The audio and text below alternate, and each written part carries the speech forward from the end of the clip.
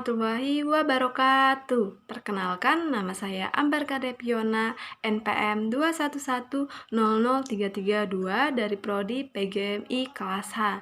Di sini, saya akan membuat video yang berjudul Pertumbuhan dan Perkembangan Tumbuhan. Kelas 3 SD, tema 1, subtema 4. Pengertian tumbuhan adalah makhluk hidup yang mengalami pertumbuhan dan perkembangbiakan. Pertumbuhan dan perkembangbiakan tumbuhan penting untuk memenuhi kebutuhan manusia dan hewan. Tumbuhan memiliki banyak manfaat bagi kehidupan kita. Selain menghasilkan oksigen atau gas yang dihirup manusia untuk bernapas, tumbuhan menyediakan berbagai bahan baku untuk kebutuhan manusia, seperti makanan, pakaian, dan tempat tinggal.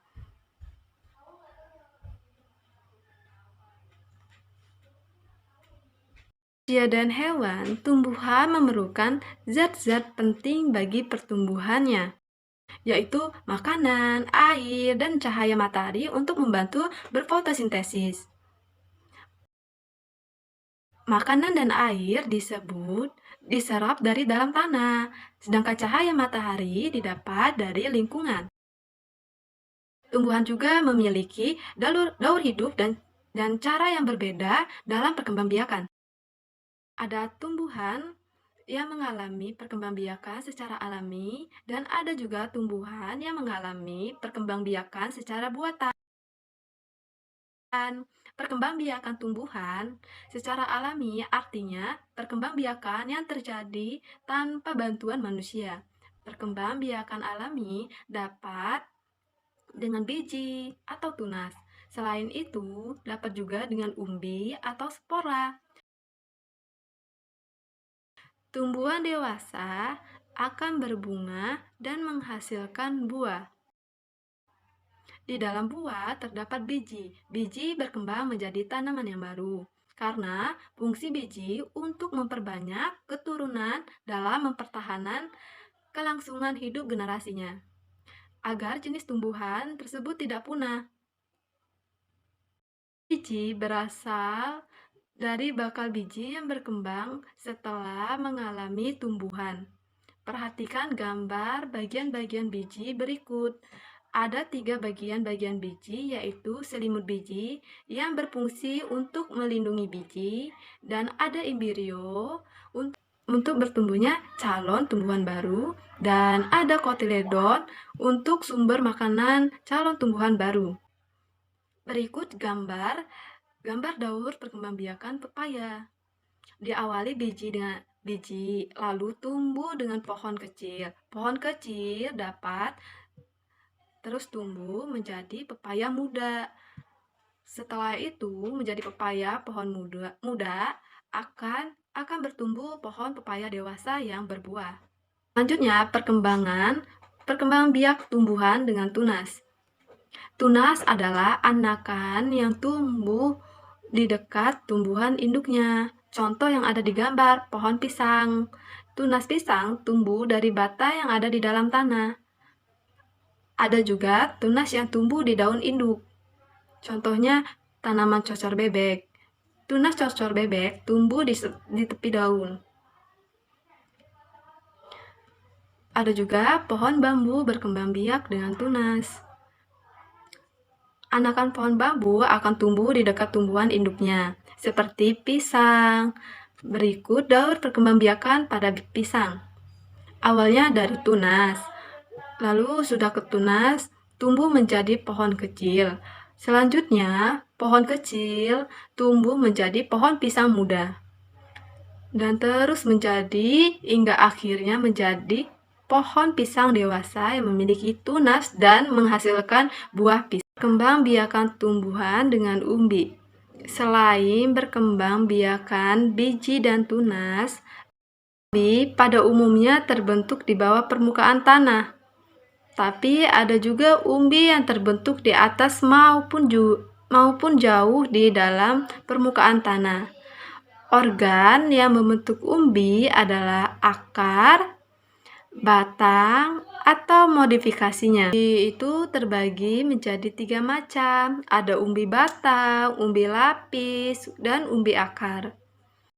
Umbi lapis adalah umbi yang berlapis-lapis dan tumbuh tunas di tengahnya.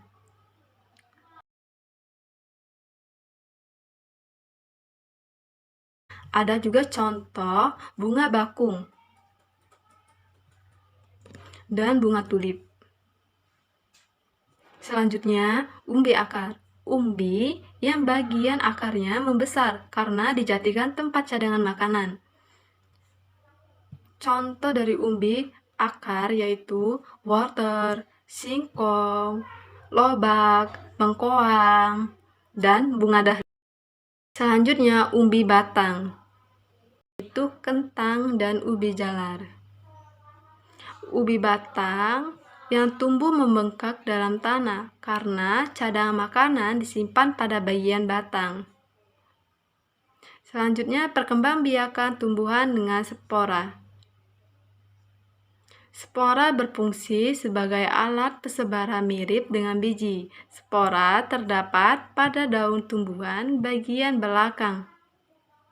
Bentuk spora seperti bintik-bintik biji tetapi sangat halus seperti serbuk. Jadi dapat diterbangkan angin dengan mudah. Yang kemudian akan jatuh dan tumbuh menjadi tumbuhan yang baru. Spora disimpan di dalam kotak spora yang disebut sporagium. Contoh tumbuhan yang berkembang biak dengan spora yaitu tanaman paku, jamur, ganggang, dan suplir. Selain perkembangbiakan secara alami, ada pula perkembangbiakan secara buatan, yaitu proses perkembangbiakan tumbuhan dengan bantuan manusia. Contoh perkembangan tumbuhan buatan manusia yaitu pencangkokan, stek, mengenten, dan okulasi. Tujuan dari perkembangbiakan ini tujuannya untuk memperbanyak tanaman yang memiliki sifat yang sama dengan induknya dan tumbuhan tersebut cepat berbuah. Keuntungan dan kerugian mencangkok. Keuntungannya mendapatkan kualitas sama baik atau lebih baik dari tanaman induknya dan lebih cepat tumbuh dan berbuah. Sedangkan kerugian mencangkok, akar dan batang tanaman biasanya lebih rapuh, jadi mudah patah atau rubuh. Tidak semua tanaman dapat dicangkok, hanya tumbuhan biji yang terbuka seperti mangga, jambu, rambutan, alpukat. Setelah mempelajari perkembangbiakan tumbuhan secara alami atau secara buatan, ini ada contoh bunga. Bunga adalah organ pada tumbuhan yang memiliki fungsi sebagai tempat terjadinya perkembangbiakan melalui proses penyerbukan dan pembuahan. Setelah mengalami pembuahan, bunga akan berkembang membentuk seperti buah. Jadi bunga ini diperlukan dalam proses perkembangbiakan sebagai tumbuhan. Ada banyak jenis buah yang ada di sekitar kita. Bahkan bunga juga bisa mewakili atau menandakan suatu karakteristik suatu tempat yang disebut bunga nasional. Di Indonesia juga ada beberapa bunga nasional yang disebut puspa. Berikut ini adalah bunga kebanggaan Indonesia atau puspa. Pertama, bunga melati putih disebut dengan puspa bangsa. Yang kedua, bunga anggrek bulan disebut dengan puspa pesona. Dan bunga Rafflesia arnoldi disebut dengan puspa langka.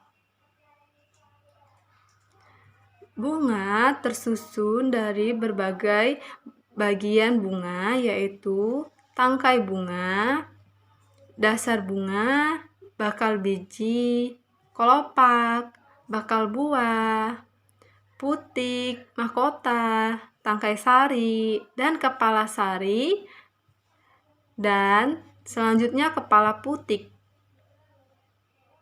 Itulah materi pertumbuhan dan perkembangan. Sekian, terima kasih. Wassalamualaikum warahmatullahi wabarakatuh.